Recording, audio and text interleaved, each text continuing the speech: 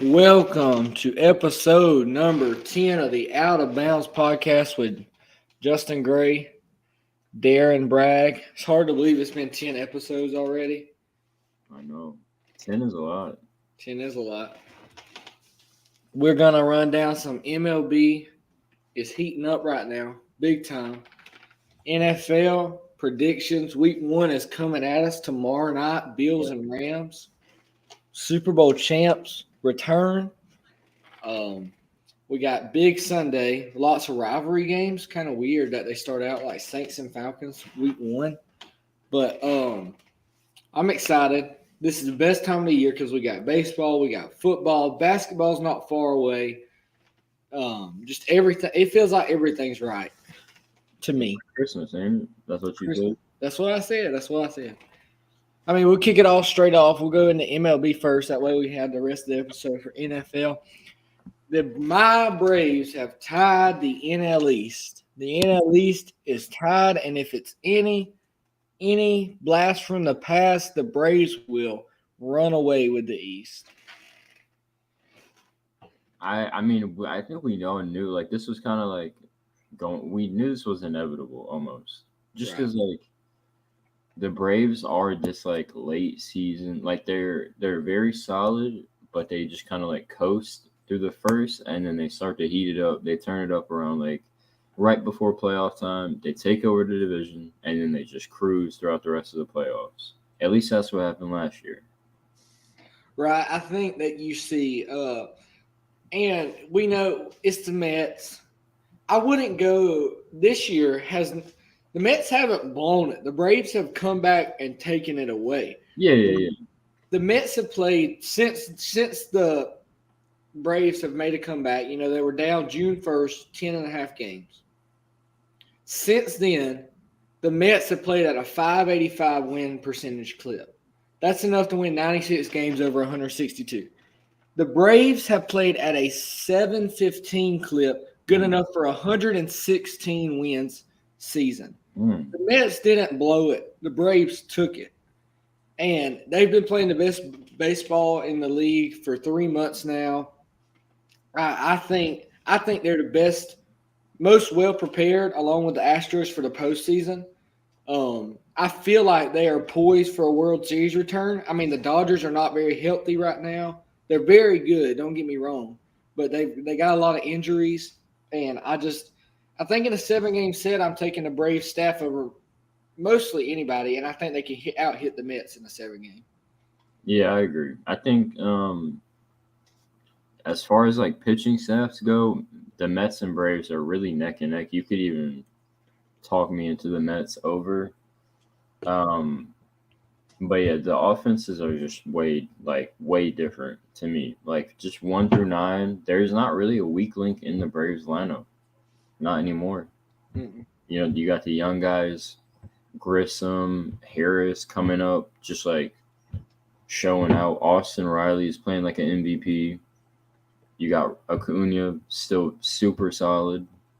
Stancy is heating up a little bit, so Olsen's playing better too. He's hitting for more power than he has all year.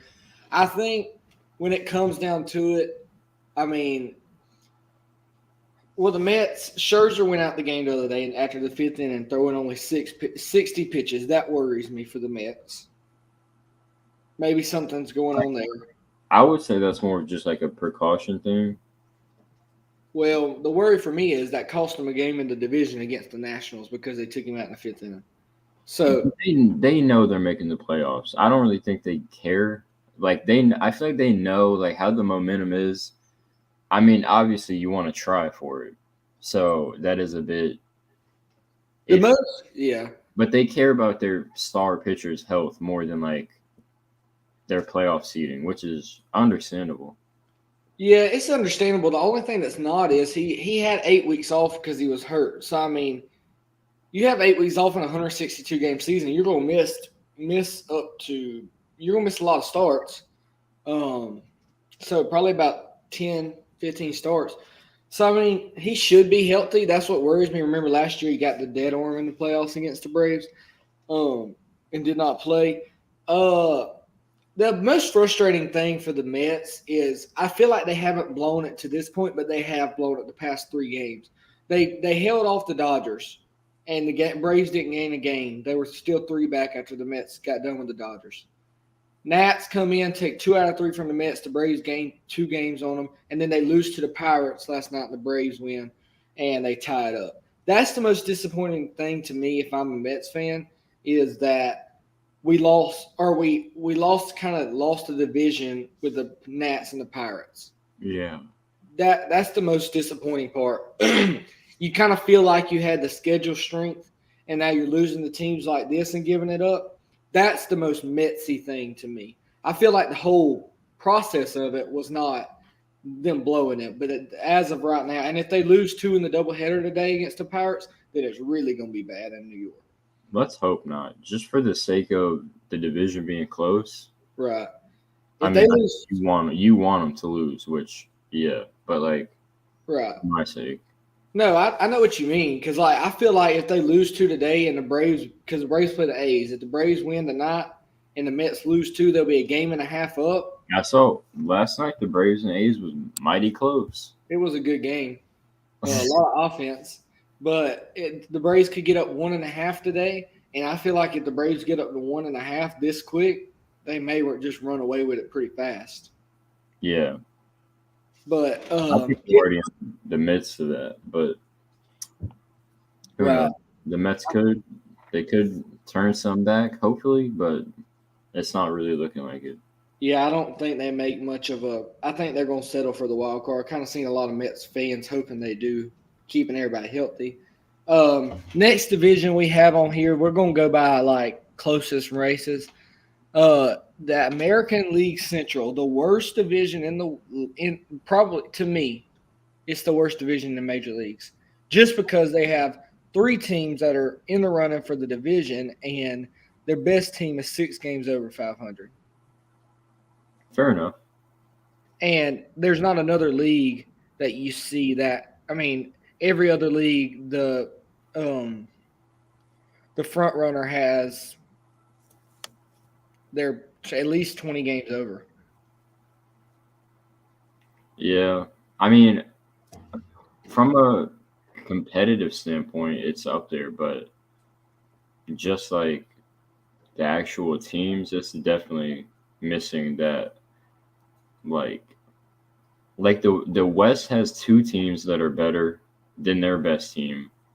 The American arguably has 3, maybe even 4. The East has 4 teams with better records. But I say the East. Yeah, the East is what I meant. And then every other division in baseball has 2 more teams that's better. At least 2, yeah. Well, the NL Central, you could debate that, but well, I'm just saying record-wise. Yeah. So it's definitely unless I mean I'm not trying to hurt nobody's feelings, but unless somebody heats up in that Central, I feel like they're a first-round exit regardless. No, yeah, for sure. But with that being said, the Guardians are in first place in front of the Twins, 1.5 games. Twins are sitting at 68, 65. Kind of a weird race right now, simply because the White Sox have played 6 less games, or the Twins have, one or the other. It looks kind of weird, but White Sox are 3 back. They're almost dead, if you ask me. They're not playing great baseball. Twins are 1.5 back. I could see them catching the Guardians. But that division is going to be fun to watch. I think it definitely goes down to the last day. I want to check their schedules real quick and see who they get in the last. This weekend, 4 games against the Twins, Guardians and Twins, 4 games. And the White Sox play the A's. Right. 4-game set. So they're going to need, if they want any chance of winning it, they need to sweep. But not only that, they play the Guardians 3-game series and the Twins both in the last week. So yeah, they do. Well, my mistake. They don't. The Guardians play 3 games against the Twins this weekend in Minnesota. Then they go to LA. Then they come back and play the White Sox 1 time. And then they play Minnesota for 5 games. That's going to be That's going to be the turning point. We'll Why? see. Why do they have a 5-game set? Because with the lockout pushed it back, pushed 7 games, so they had to find ways to put them in there. The Braves and Mets have played 5-game series twice. And then they just have a random 1 game against the Royals. Yes, the Yankees after the All-Star break flew to Houston, played the Astros, and then flew somewhere else to play after 1 game. That's so. I mean, I guess it happens, but well, when you can't agree on stupid stuff, then yeah, it does happen. Just like the Astros have a random 1 game against the Rays. Right, exactly. The AL Central is going to be really fun. The next closest division is actually, believe it or not, is now the AL East. A division that was 20 games out at one point, I believe, if not that 16, 17 games. It is now within 4.5 games. The Rays are 4.5 behind the Yankees. If the Yankees blow this, they can never – I know they have 27 world titles, but – if they blow this, they can never talk about the Mets blowing anything again because they were up 18 games, I believe. I don't even know how it really got to this. Like, I'm looking at the series. They split with the A's. They lost the series to the Angels, and then they just lost the series to the Rays, which is fine. I'm not mad with them losing to the Rays. But the other two, you got to sweep those. Yeah. You have to. They've played bad baseball. I'll tell you one stat that I've seen. They were the first team to 70 wins in the major leagues. They got there on August 6th. They just got their 80th win 2 days ago. Yeah. A month later, they got 10 wins. That is not – I mean, if they make the playoffs, they're going to get a bye because the Central's bad.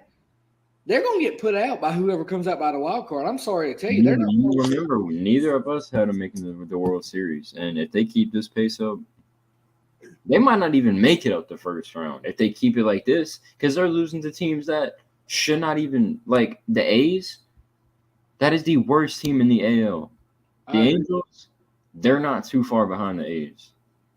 Now, the Angels have some guys who can win them games single-handedly, but the A's don't. The A's don't have any. They have Sean Murphy and Seth Brown carrying their team. Sean Murphy, bro. He's a catcher. Put some respect on his name, man. The least valuable position, bro.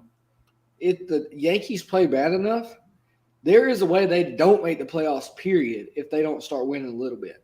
It's very highly unlikely, but it's possible with this team. You got the Blue Jays and Rays coming right behind them, both 7-3 in their last 10.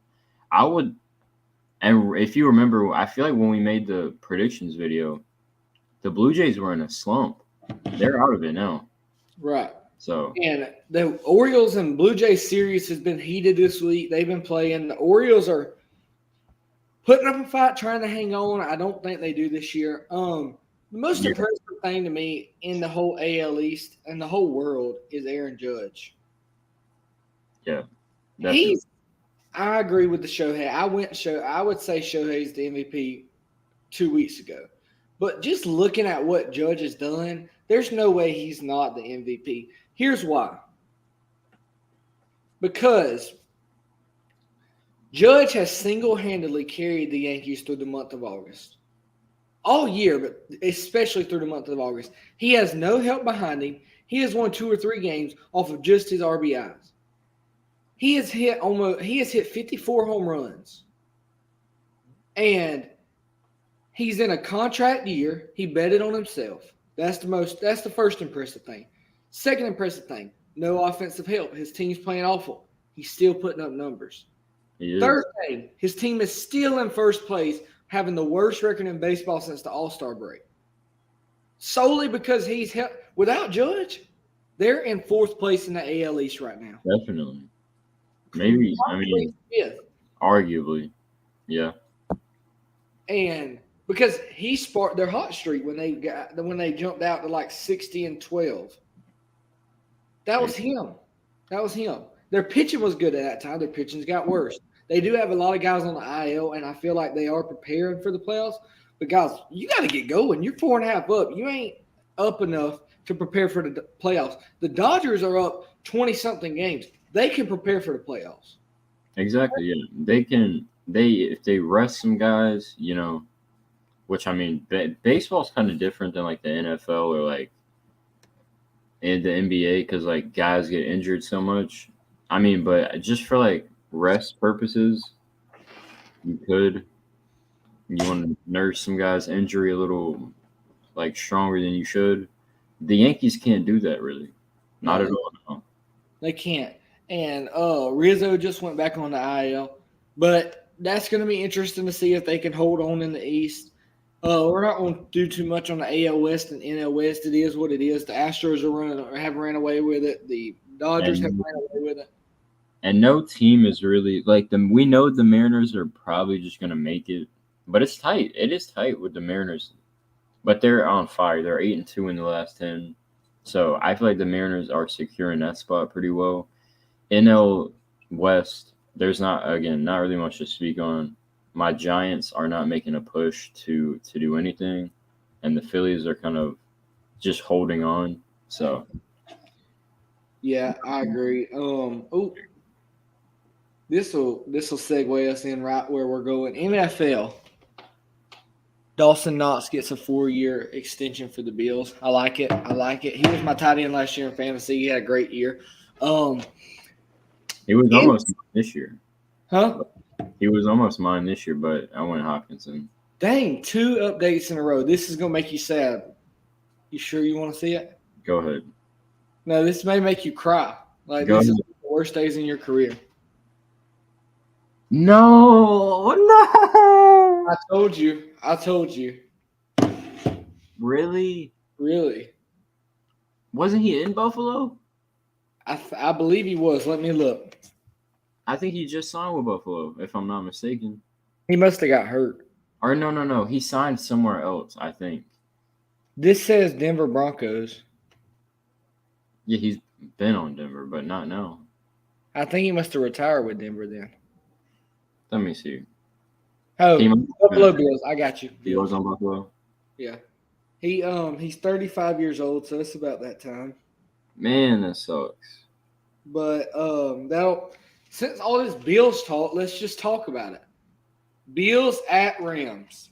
First prediction of the week. The NFL is back, baby. It's back better than ever, except it's on Amazon Prime Video. Kind of bummed out about that. Why are we trying so hard to get on different platforms? It's always worked. Why are we doing this now? But sorry, I'm just Darren's reminiscing. He's watching Emmanuel Sanders. No, it said he retired because he was a free agent. He retired as an honorary member of the Broncos. So gotcha. He's not on the team, but he was just like, let me retire under this team. Kind of like a 10-day contract in I respect that. Yeah. Because, I mean, that's where he wanted at. That's where he, like, kind of did his career at. Yep. Shout out to Emmanuel Sanders. That's one of my favorite players of all time. So. And it's I feel like once he got traded from the Broncos, that was it. Yeah, like, you kind of knew. And, I mean, when he was in San Francisco, he was okay. Never a number one like he was in Denver, which, I mean, he was hardly a number one in Denver with Demaryius Thomas, RIP. But, I mean, you knew, like, those two guys. It's kind of like how Denver is today with Judy and Sutton. Like, they're like, interchangeable almost. But besides we're not talking about the Broncos. Sorry, I just had to say that. Peace. Go ahead. Bills at Rams. What you got? Give me a prediction. It's very tough. Week 1, the fact that it's in LA just kind of makes me want to go with them. But Matt Stafford, I've heard, has been dealing with I want to say it's the elbow or shoulder, one arm part. Give me Buffalo. I'm going the same route. I think first game back from the Super Bowl, everything's going to be Super Bowl. Everything's going to be, we're the champs, raise the banner, give out rings, whatever they're going to do. They're going to be excited. I'm glad they're going to be excited, but they're not going to play well because that's all it's going to be about. Yeah. And I respect that. You got to have that time. Take the loss. You're going to win 15 games anyway. This may be one of your only losses. Hey, I expect it, yeah. They'll be fine. Yeah, they'll be fine. And then because then the headlines on Friday will be, are the Rams overrated? Are the Bills the next? I mean, you know. I So, know. but I know. give me Buffalo. I'm going Buffalo as well. That is the Thursday night game. Now it's a Sunday early game. Saints at the Falcons. What you got? New Orleans. Really? I'm going to turn some heads here, and just because, hey, somebody's got to be different. And I'm going Falcons week 1. This is they're going to win 2 games this year, and this is one of them. They beat the Saints. Everybody's going to say, ooh, surprise season for the Falcons. Lose the next 10 in a row. No one's saying surprise season for the Falcons. No one's saying that. They have Marcus Mariota at quarterback. No one's expecting them to win 4 games. Give me the Falcons. All right. Next game, 49ers at Bears. Give me the Niners pretty easily. 49ers at Bears? Yeah, give me the Niners. That one, I expect that one to be a little closer, though. I think Justin Fields performs. I think he does, too. It'll be fun to see Debo versus Fields. Debo, fantasy, he was my second pick. Shout out Debo. Debo. Go ahead. Steelers at Bengals. I don't think we need to talk about my team too much here. You know, most people can be biased about their team. I can't because Mitchell Trubisky is the starting quarterback.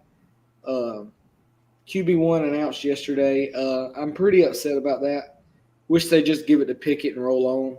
Yeah, my other friend is a Steelers fan, and he swears the Steelers are winning 10 games. He swears that? He, on his life, he said that. He said the Steelers are going to be better than Denver. Now, I just go ahead. Next, give me the Bengals. Yeah, Bengals, and I don't think it's within 30 points. I hate to say that too. Eagles at Lions. I think this will be a better game than we expect. I'm going Eagles. Eagles by 10. Give me the Eagles by 17. Patriots go to the Dolphins. Kind of cool matchup here. You know, you got a new Patriots team kind of, I mean, we're getting there where they're kind of whatever. But the Dolphins, brand new team, feels like. Team. Tua on my bench. He might get a start for me once or twice this week if Kyler Murray is acting up. But he may get to start whenever Kyler Murray's not playing. Whenever he has a bye week, idiot. Oh. Duh.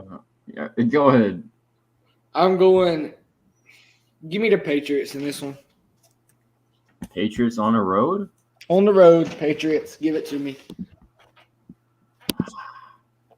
I want to go Miami. I want to play the new team narrative. That's a lot of speed. I think Jalen Waddle is playing. I know he was, hurt, but I think he is playing. And I don't know, but I feel like if any team can deal with that, type of, team, it's the Patriots. They know how to game plan. But I think I'm going to go Miami. Okay. I think Miami pulls it out because I feel like Miami also always has the Patriots number. You remember those seasons with Brady, Gronk. The Dolphins were always that team that would give it back when they had Kenyon Drake and who was there, Devontae Parker. They always cause some issues. So give me the Dolphins. Okay, I like it. Ravens at Jets. Not too much to talk about here. Lamar's in a contract year. He's going to show out. Zach Wilson worries me still. He's not playing, is he? Is he not? Oh, if he's not playing, it's definitely Ravens here. But I just knew he got hurt. I didn't know if he was cleared to play yet or not. I think he is. Is he? Yeah, they said he didn't tear his ACL. It's possible he plays on Sunday. I think he's got a really good chance to play. Okay. Even with that, I'm going Lamar and the Ravens. Not very close, honestly. Yeah, it doesn't really matter if he plays or not. It's just I was just curious to see if he'd be back. Give me the Ravens. Jaguars at Commanders. Nobody wants to watch the Commanders, I feel like. But, I feel like Trev Lawrence, all eyes on him. They're going, second year, let's see what he can do.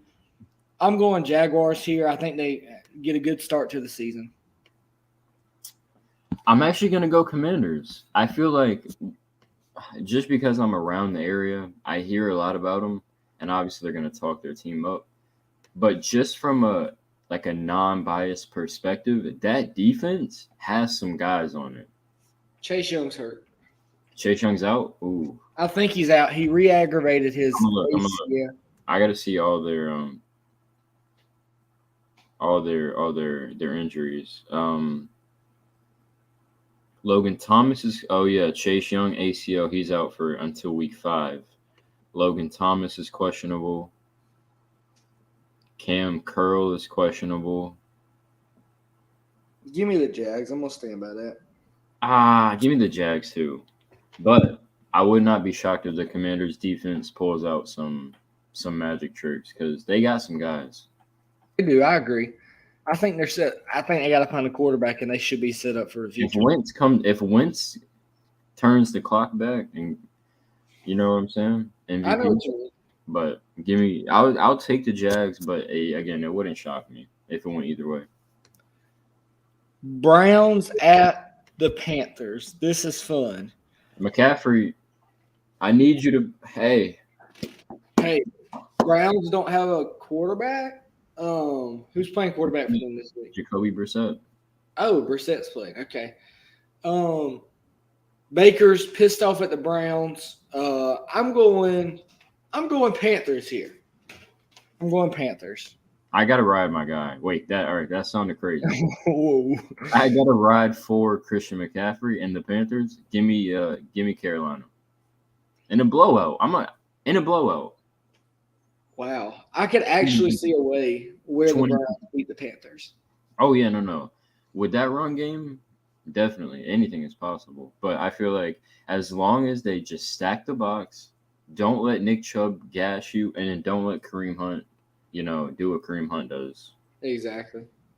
If Kareem Hunt can get back to form and they can hang around until Deshaun can get back, I feel like they got a good chance to be a very good team. I'm worried about Deshaun Watson himself. And did you see the preseason stuff? I did, but that was he hadn't played a game in a year and a half, so. I know. You want to next one? Next one is the Colts at the Texans. Not much to talk about here. Colts got to win this game. If you don't, it's going to be a long season. My division winner, the Colts, smoke them. Give me the Colts easily. Giants go to the Titans. I'm going to throw a big curveball right here, and I'm going to go Giants. Bro, give me Tennessee easily. Easily? Okay. I'm going Giants. I think their defense stops Henry enough. No passing game. The Giants have a super underrated D-line. Guys like Thibodeau, who they just drafted, is on there. Leonard Williams is on the line. Dexter Lawrence. Yeah, there's another Ojulari. Yeah, Ojulari's on the line. So they got some players. Quincy Roche. I feel like they're going to get upset this year or this week just because I feel like they play good defense, and I feel like the Titans can't throw the ball enough to win. And, hey, you know who they got back? Mr. Saquon. Mr. Saquon. Game on himself. Mr. Take Saquon in the first round, and he's out for 6 weeks in fantasy. That's great. My dad did it too. That's okay. You did it last year. I did? Yeah. Oh, yeah, I did. We were together week 1 Thursday night, week 1, because, it may not have been week 1. It was about week 3, and the Giants played the Commanders, the football team, and Saquon. And I needed. I do remember that. I remember that. I needed Gibson to go off, and they were giving it to McKissick. Anyway, McLaurin went off, but Packers at Vikings. Give me the Pack. Give me the Pack. Go Pack. Go. Not in a big way, though. I feel like it's the best game of the week. Second guess. Give me Minnesota. I figured you was going to go that way. Just because they're the home, I'm sure they got high expectations. They don't have all the Vikings. If they want to win the division, they got to win this game. So, give me Minnesota. Chiefs at Cardinals. Big on this one. Oof. Chiefs not very close, honestly. Yeah, give me the Chiefs. I But feel, I would like to see the Cardinals make it close at least. I feel like Kyler throws a big pick and the Chiefs win. Okay. Sorry about your fantasy guy. I didn't mean to hurt your feelings. Raiders at Chargers. This will be a fun game. Ooh, week 1. Week 1, Raiders at Chargers. Starting off where they stopped that last season. Remember? What? Last season at the week 17 when Oh, the right. Chargers. Yeah. So I'm gonna go Devontae Adams. They're excited. Hunter Renfro, Derek Carr. Give me that offense, baby. Josh Jacobs. Going with the Raiders. Give me the Raiders too. But I don't know. That's such a toss-up. It is a very Every game in the division is going to be hard to predict, really. Like we said, I mean, we talked about it when we were doing the NFL season predictions. Those two teams, one of them could go 11-8 or 11-6. One could go 6-11. I mean, it's just all a toss-up. Yeah. 9-8, 8-9. Buccaneers at Cowboys. Sunday Night Football. Oh, I think it's Sunday Night Football. Should be. Give me Brady and the Bucks going into Dallas and beating up on them. I'm gonna make a little hot take. Give me first game of the week. Give me Dallas. Okay. I think they proved some guys wrong. Until the playoffs come. Yeah, I'm saying I think this will just be like a setback for the Buccaneers, kind of like with the Rams, like kind of like I guess not Super Bowl hangover for the Bucks, but like same kind of concept. Give me Dallas. All right, the last game of the week, Darren's Broncos. The new Bronco country. Let's ride. Right. Let's ride, Broncos country. Going to Seattle. What are the odds? Russell Wilson dominates the Seahawks in a blowout fashion, 45-10. Give me the Broncos. I don't expect us to score that much. Give me like Broncos like 31-10 or 13. But give me Broncos. I mean, yeah. Oh, by the way, our prediction was really close on the Clemson Georgia Tech game the other day. I know. 41-10. It was 40. You were right there with it. 35 points.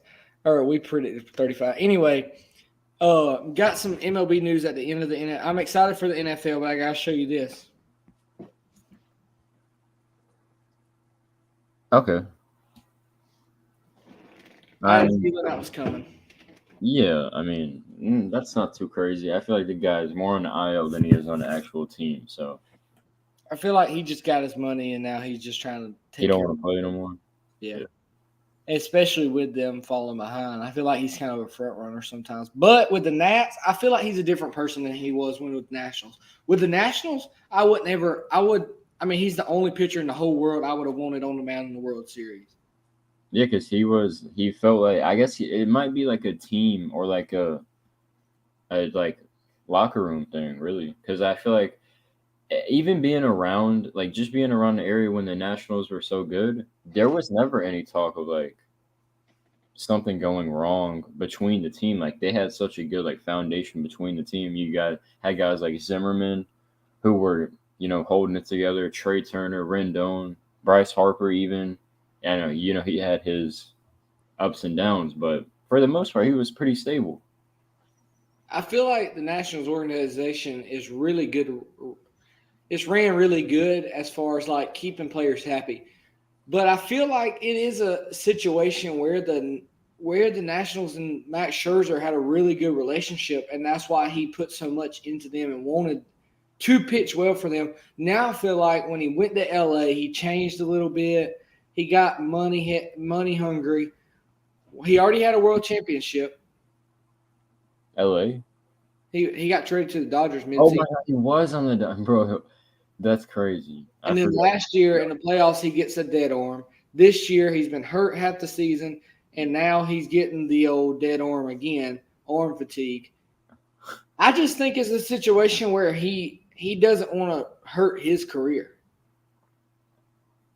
And that kind of bothers me with a guy like that because he was a dog. There's not even much to hurt, though. He's built the resume. That's what I'm saying. No question. And I don't know what it like. It bothers me that someone like that is kind of just, and maybe he's hurt. He can't help that. But I feel like it's a little selfish. No, it is. This time of year, you're in a pennant race. DeGrom has made it this far. Let's hope he can make it the rest of the way.